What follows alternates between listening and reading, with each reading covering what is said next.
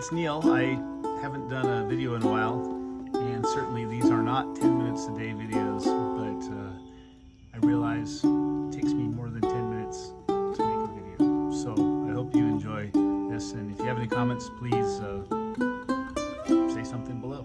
Thank you.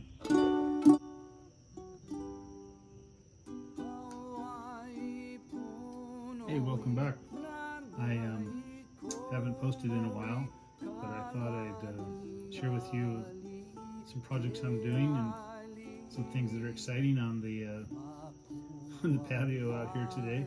It's not always about your train room, and finding some time to model means wherever you can sit up for a while and get away with it, I guess, right? Actually, my wife is very understanding, very supportive of the hobby. I've got my sidekick running around here.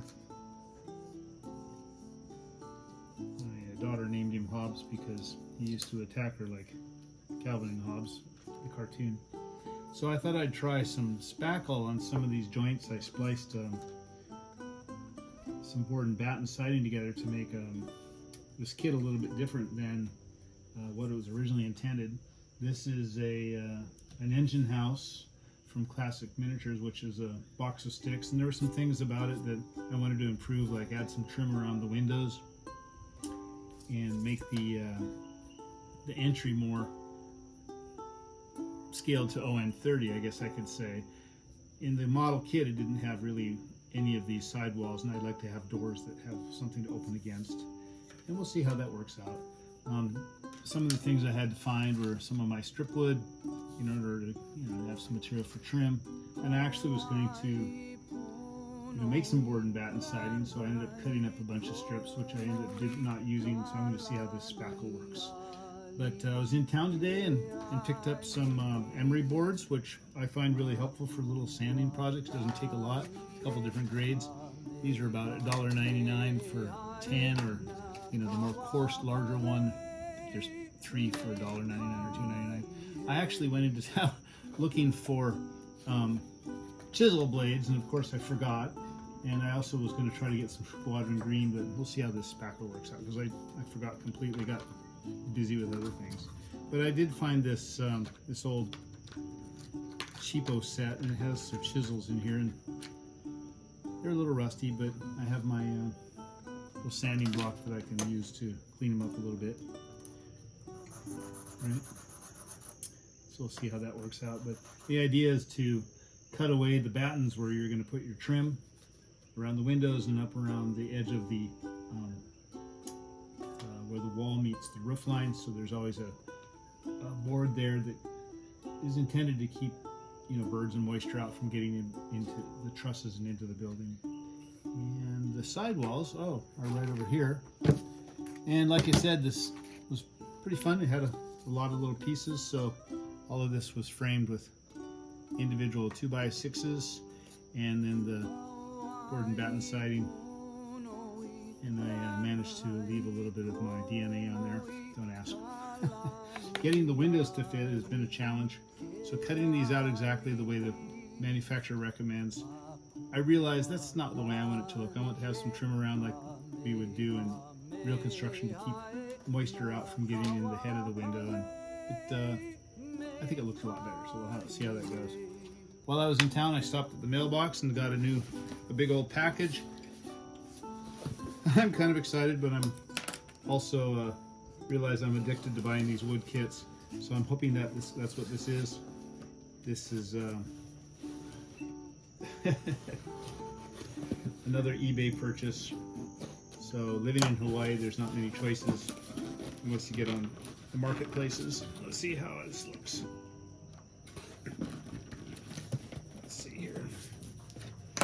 Very well packaged.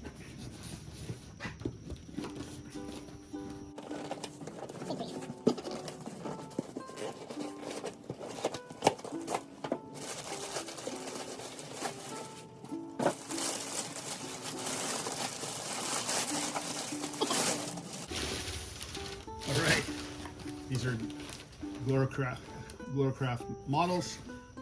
This is a lumber yard, and this is the offices and then the lumber storage racks. So I'm not actually sure that I'm going to build it like, why am I surprised to say that out loud, but I probably won't build it the way it's drawn, but, you know, design, but this is, without a doubt, another box of sticks, and I will just take a peek to make sure that they don't look like they look pretty much packaged the way they might have been originally. A lot of instructions and templates, drawings, that looks good. So some drop lap in this case, right? That was common here in Hawaii. Then it looks like there's also some shiplap siding. That could be really interesting. I'm not sure what I got myself into, but thought I'd share that with you. That should be kind of fun. So I guess I'm in a kit building mood lately.